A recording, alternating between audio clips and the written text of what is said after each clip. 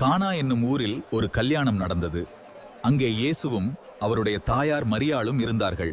நாம் மகிழ்வோம். பெரிய பிரச்சனை வந்தது. திராட்சை ரசம் இல்ல. ஆஹா. கவலைப்படாதே, எல்லாம் மாறும். இயேசுவே, அவர்களுக்கு உதவி செய். நான் அதை பார்த்துக் கொள்கிறேன். நன்றி ஆண்டவரே, நம்பிக்கையுடன் இருங்கள். பின்பு பணியாளர்களிடம் சொன்னார், அவர் சொல்வதை எல்லாம் செய்யுங்கள். குடங்களை தண்ணீரால் நிரப்புங்கள். நாங்கள் கீழ்ப்படிவோம்.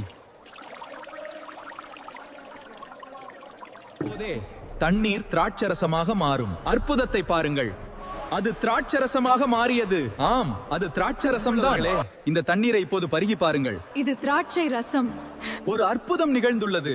அந்த வீட்டின் அவமானம் மகிழ்ச்சியாக மாறியது. அவமானம் மகிழ்ச்சியாக மாறிய.